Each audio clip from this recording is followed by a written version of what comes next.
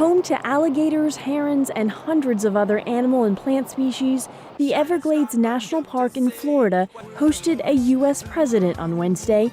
Barack Obama traveled to the natural area of 6,000 square kilometers with a message to the American people that climate change can no longer be denied. 2014 was the planet's warmest year on record. 14 of the 15 hottest years on record have fallen in the first 15 years of this century. The president's Earth Day trip to the ecologically sensitive Everglades was aimed at getting Americans to think about the impact of climate change on the environment, people's health, their livelihoods, and the local economy. As sea levels rise, salty water from ocean flows inward. This harms freshwater wildlife, which endangers a fragile ecosystem. The salt water flows into aquifers, which threatens the drinking water of more than 7 million Floridians.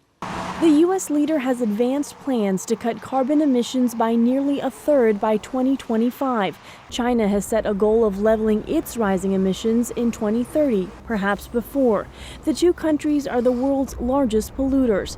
At home, facing a Republican-majority Congress that is fighting his plans, President Obama on Wednesday hit back at critics who say measures to fight climate change hurt the U.S. economy. This is not some impossible problem that we cannot solve. We can solve it if we've got some political will.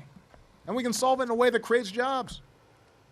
We can solve it in a way that doesn't disrupt our economy, but enhances our economy.